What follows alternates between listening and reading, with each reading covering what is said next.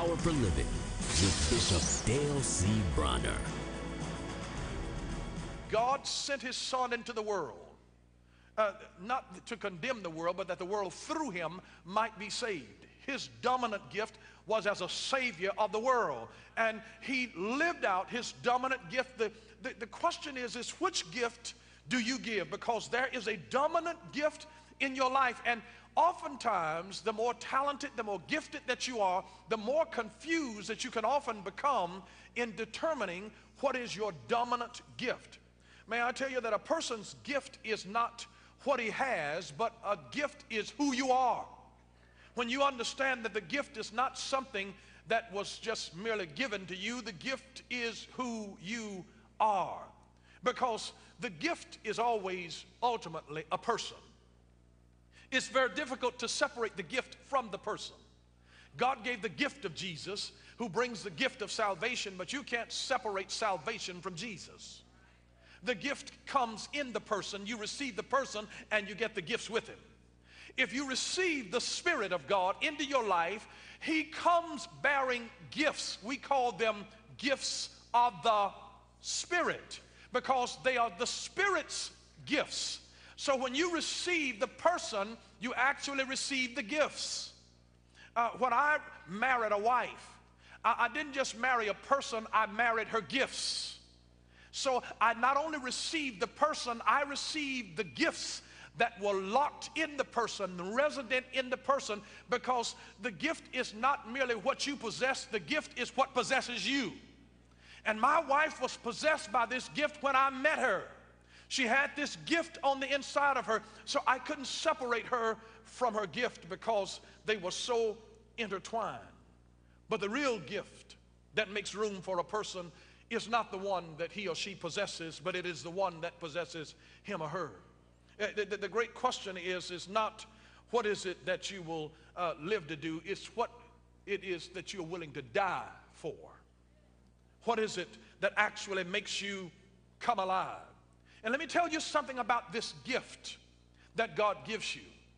The gift will make room for you, but the gift is not for sale. Because the secret is your gift. Anybody understanding what I'm talking about? You never sell your gift. The gift is not for sale. It cannot be purchased. We discover that in Acts chapter 8 and verse 20, when they offered money to be able to buy the gift of the Holy Ghost so that when they laid hands on them, they could give it. You can't buy the gift. You never sell your gift. God's gift is to you. You share the gift that God has given you to others. And remember, a gift is not a gift until it is given. So if you've got a gift and if you've never shared your gift, you don't even recognize your own gift. So I just want to share some things with you about your gift today, because your gift is the key to your prosperity. It is your sharing your gift, whether it's the gift of your knowledge, the gift of your compassion, the gift of your love. It's the gift of your song. It's the gift of your creativity in writing. It's your gift in being able to do something with a basketball or football or a soccer ball or hockey. It's your ability to be able to do something. It's a gift that comes from God, but your gift is the key to your prosperity. Your gift is the thing that makes room for you, but never sell your gift. You never sell your gift. Well, what do you do with your gift if you don't sell your gift? Let me tell you what you do with your gift. You stir up the gift. Your gift is designed to be stirred. Your gift, you can be gifted as I don't know what, but until your gift gets stirred, how do you stir your gift? Get around somebody who's got a similar gift. If you ever get around somebody that's got a gift that's similar to what you're called to do, something on the inside starts singing. If your gift is to sing and you hear somebody else throw down, you start singing right along with them. You start humming your own thing. You start seeing a vision of yourself up on the stage doing what they do. If your gift is playing ball, I mean, even if you're hurt and got to sit on the sideline, in your mind you're doing the plays. You're cheering. You're living vicariously through them, because when you get around somebody else, you actually stir up your gift. You've got to have exposure to stir your gift. Here's another thing that you don't do with your gift. Neglect not the gift that is in thee. Don't neglect it, but stir it up. Never neglect your gift. Gifts are to be shared. They're to be used. They're to be stirred. You have to stir your gift. Shake yourself. You've got to get moving to stir a gift. That's why as long as you just sit at home, your gift will never really get stirred. You got to put yourself in motion to say, God, let me take inventory of what you've placed on the inside of me. I have a sense today that I'm not talking about gifts under a tree. I'm talking about gifts that are in your life where you have the ability to do some things, to create some things, to play some things. You've got more ability in you than what you realize. And it is a shame that the cemetery becomes the greatest residence of natural resources and gifts, where there are people that go to the grave with songs in them that they never took the time to write, with poems that they never were bold enough to share, with stories that they never created, with designs and ideas and interior decorating that they never were bold enough to share with somebody else for fear of rejection, with business plans, with ideas that they never acted on. Stir up the gift and neglect not the gift that is in thee, that was given to thee by the laying on of the hand of the presbytery. When God touched you, listen, you can't be touched by the gift and not receive a gift. He gave gifts unto men. If you don't have a gift, what does you do with the one that he did give you? There's a gift in your life more than what you realize. You've got more gifts in you than what you know what to do with. Don't compromise yourself. Don't give your secret away, but exercise your gift. It gets better in operating in your gift. And some of you all need to get quiet and get around some other things to start seeing what's stirring on the inside of me. How do I find my area of real giftedness here? And you need to be wise people, because once you find your gift, then you find the king and you bring it and you submit it to him. You come and submit it to him. And you got to bring it and then lay it at the altar and say, I worship you with this. What was a baby going to do with frankincense? What was a baby going to do with myrrh? What was a baby going to do with gold? And you might have a gift and asking the same question that appears to be ignorant, by saying, what in the world can the master do with this gift that I have to be able to put designs on somebody's fingernails? What can he do with my ability to be able to create unique hairstyles on a person's head? What will he do with me as an esthetician, where I can make up individuals? How can I really give that to serve God? You'd be surprised. God will use your gift. Bring it to the babe and submit it at the feet of it. I don't care whether it's planning events. God can use your gift. God can use your gift. Your strength, your power, your giftedness, it lies in your gift. You've got to go back, take inventory, get around some things and start feeling yourself to say, what do I feel bubbling in me now? Something is beginning to bubble in me. You get around somebody else that's doing it and your gift will become stirred. Wise men, follow some wise people. You know, Proverbs 13:20 says, he that walks with wise men shall be wise, but a companion of fools shall be destroyed. Now let me put that in modern day translation for you. If you get with somebody who's got some sense, you'll learn something. But if you get with a fool, you'll have a good time, but when it's over, you'll be broke, busted, and disgusted. Y'all like my paraphrase? He that walks with wise men shall be wise, but a companion of fools shall be destroyed. The way to develop wisdom in your life is to walk with somebody that you know who has the wisdom. And then employ just the common sense of human anatomy that God gave us 2 ears and 1 mouth so that you could listen twice as much as you talk. Because you don't learn anything when you talk, so when you get around somebody that's got the wisdom of God in them, open up and do twice as much listening and only half the amount of speaking. Just go by the anatomy. It tells us do twice as much as the listening as you do speaking. And you'll learn and you'll begin to grow in wisdom, because wise men still are looking for the Christ. And they go and they find him. They see his star. So wise men, they know where to go to find him, because they've located the star, and it goes and follows and it sets over him.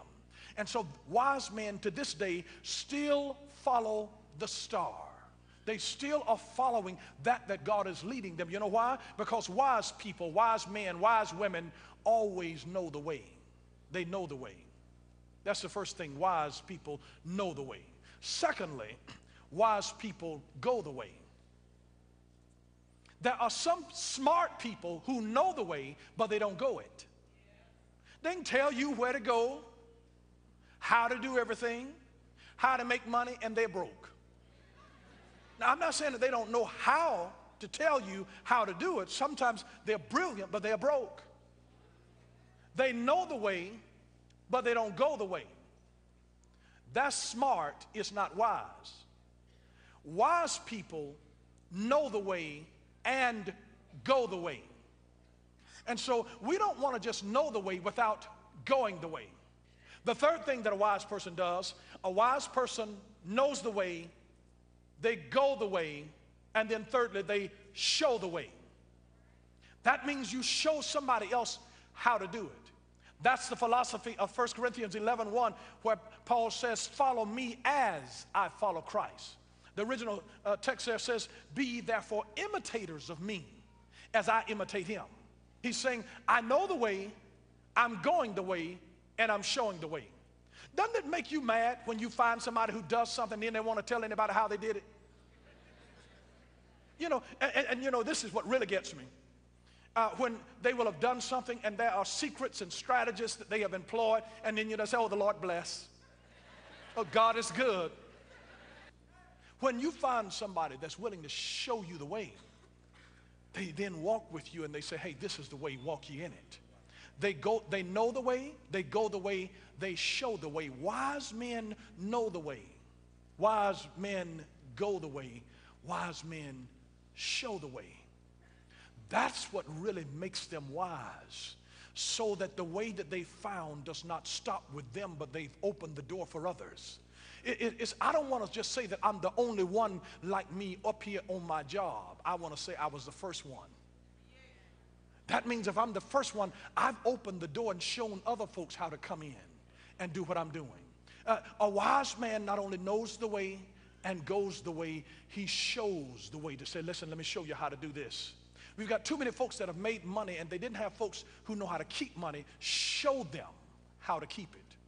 They knew the way, they went the way, they were able to go the way, but they didn't have anybody to show them the way.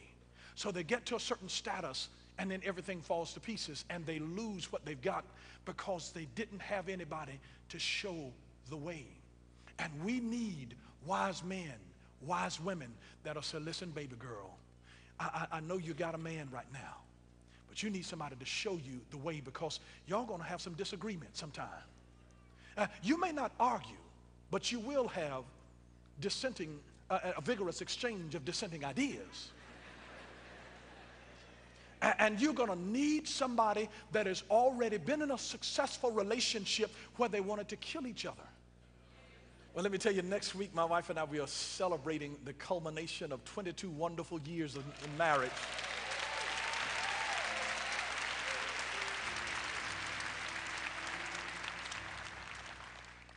I don't just want to know the way and go the way. I want to show the way. I want to do what my mom and daddy did for me. They knew the way. They were able to go the way, and they were able to show me the way.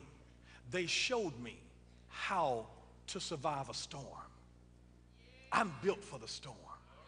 Bring it on. I'm already prepared because I've had somebody to show me the way.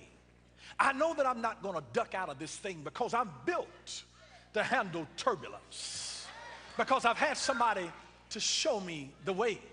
Smooth seas never made good sailors.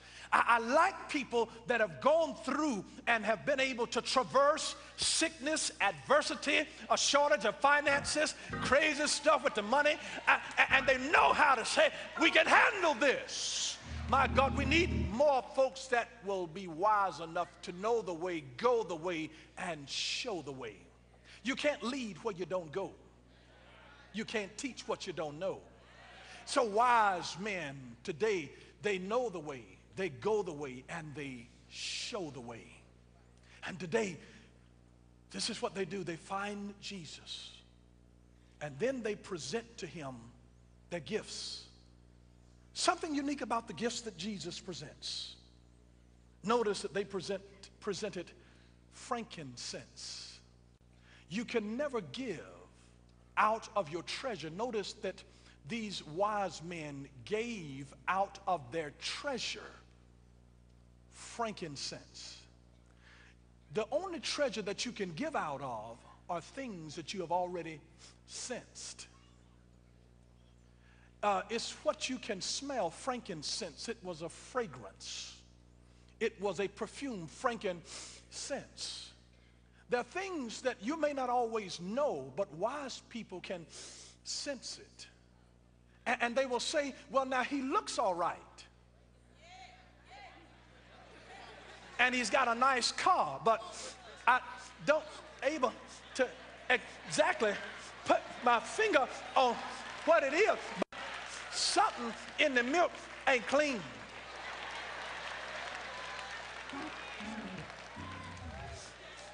She looks like she's sweet. She's just as mannerable and respectful. She dresses nicely. She's always been warm and courteous toward me, but look like I'm smelling something about her that I just really don't know. You better take wise folks, because they speak to you out of their treasure. It's what they sense. It's called frankincense. Out of your treasure, that thing that you're able to sense. And some of you need wise people, folks with some gray hair, folks with rich experience in their life, to be able to tell you, baby, I don't know about all of that other stuff that you're telling me about, the type of job he got and what all he do. I don't know nothing about that, but baby, all that I can tell you is that I saw a look in his eyes, and I can't put my finger on, I can't really tell you what it is, but I smell a rat and the wind is blowing from his direction.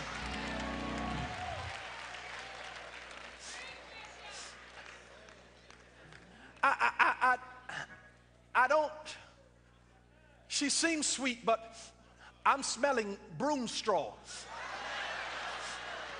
I'm not saying she's a witch, but I smell broom straw, frankincense. And out of your treasure of what you can sense. Am I making sense to you now of what the wise men really brought? They brought an ability to sense things. And so there's something that you can't even explain to people. You can't see by paper, but every now and then, mothers are real discerning. A mama knows she can sense stuff like, and she didn't have to see you smoking herb. She didn't have to see you drinking. She can she can smell it on you when you come home and you thought you had cleaned up, but it's on you. And mama smells it. And may I tell you, you can smell by your sense what you cannot see with your eyes.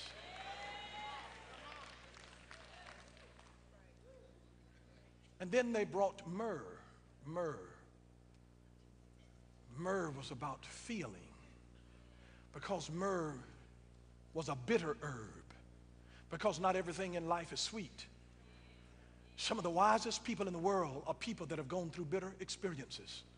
A bitter divorce, a bitter failure of a relationship, a bitter collapse of a business. They've gone through bitterness in their relationships, bitterness in their health of their own body. They've had so many bitter experiences. And myrrh was used to actually anesthetize the pain.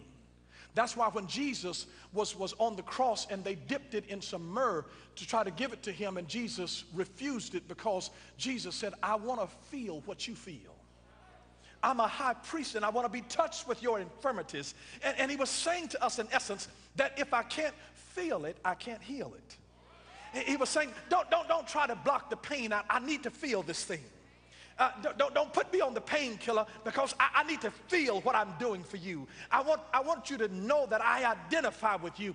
And so that's why wise people, out of their treasure, they bring myrrh, because myrrh gives them the ability to feel. It's an antiseptic, it's an anesthesia that will anesthetize the pain. So they're saying, out of my bitterness, I'm bringing this. Out of the pain that I've gone through, I bring now something to soothe the pain. Because the broken become masters at mending. If I've ever had my heart broken, I know how to recognize that look in another woman's eyes, who's reserved and timid because she's been so broken, who's withdrawn and almost shy with her head down because she's been broken, who's gone through an experience of bitterness where she perhaps doesn't even like herself any longer, but she's in this place where she needs myrrh. And there's sometimes that even if I can't smell it, I can feel it. And you can feel when things are not right. And out, if it's not your frankincense that allows you to sense it, you have to feel it. And there are times that when you come home to a family gathering, mama might not have seen you and she may not know anything about your business, but when mama throws her arms around you and she hugs you, all of a sudden she can feel, say, baby, it's going to be all right. It's going to be all right. You're going to be all right, baby. And they can feel your pain of something crying out because there's a bitterness that's in your soul. Anybody that's really connected to you like that, they can feel you. And that's what myrrh is about. It's about feeling the bitterness of the pain that we go through as individuals. So out of your treasure, what you bring out of your treasure are things that you have frankincense, and you bring out of them things that myrrh, that come out of murmuring, that come out of your bitterness in your own life. Out of your treasure, I'm now able to bring compassion. I'm able to bring comfort out of my own bitterness. This comes out of what I've been through. This comes out of my pain. Out of my pain, I oftentimes find my purpose. It's in that place where I have hurt, because pain is a divine tool used to create a desire for change. And I didn't understand why I was hurting, but somehow God was using a divine tool in my life to be able to produce a change on the inside of me. And then the third thing that these wise men brought was gold. One is about what you sense. The other one, myrrh, is what you feel. And then the gold is about what you see. You're able to bring out of your treasure based on what you've seen. Out of your life experiences, what God has given you the ability to see. From the gold, they made coinage. It represented money. It also represented their ornamentation. They used it as jewelry, and they used it as money. They used gold for that purposes, for those purposes, and it was designed for them to see. Out of your treasure, you bring things out of your treasure that you've been able to see. What I speak to you, I speak out of my gold right now, what God has revealed to me. I'm speaking to you out of the treasure of my gift. It's the treasure of my gift that allows me to see things, that allows me to sense things, and allows me to feel things. There's sometimes that you might come in here and you might wonder, how in the world did Bishop know to talk about this particular issue that I was dealing with? Well, sometimes I can just smell it. It wasn't on any of my notes, but I smell things that are in the midst because it's out of my treasure. You see, I have no business ministering trying to give you something that I don't have, but if I'm a wise man, I carry with me my treasure box, and sometimes I have to sense what's going on, and other times I have to feel you when you're going through your pain, and I can see it in your eyes and feel it in your handshake and in your hug. And I could feel it. And there are times when somebody will come up and they'll just grab my hand and hold on to it for a long time, or hug me and hold on to me for a long time. And I know that this is not just about a greeting. I'm feeling brokenness. I'm feeling frustration. I'm feeling fear. I'm feeling the sickness of a bad report that a doctor has given them, and they don't know how to deal with this. And when they reach out to me, I can tell when they grab me with a desperation, because I understand that they are not really reaching out and grabbing a man. This is a desperation to get in contact with God. This is saying, God, I need you. And I'm coming to your ambassador. I'm coming to what represents you, Jesus, and I've got to get you with everything that's on me, because I'm feeling something so desperate in my life. And if you don't touch me, Jesus, I'm going to be in trouble. Help me, God. And you don't know how often I have felt those touches. And it has cried out saying, I'm desperate. I'm desperate. I am desperate by the power of God. Jesus would not just speak to a leper, but he touched them, knowing that it was contagious. He touched them because he needed to feel what they were feeling. He was not afraid to touch them. AIDS today is our modern day leprosy. And we can't be afraid to touch, Because you cannot heal what you cannot feel. And until you know somebody close to you that suffers, you have little to no concern because you can't feel it. And if you can't feel it, you have no regard for healing it. Out of your treasure, what do you feel? Out of your treasure, what do you sense? Your frankincense. And out of your treasure, what do you see? Your gold.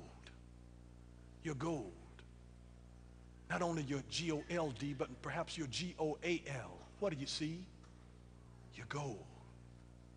Because your G-O-L-D is locked up in your G-O-A-L. What do you see? Wise men know the way, go the way, show the way. Thank you for watching Power for Living with Bishop Dale C. Bronner. Until next time, God bless you.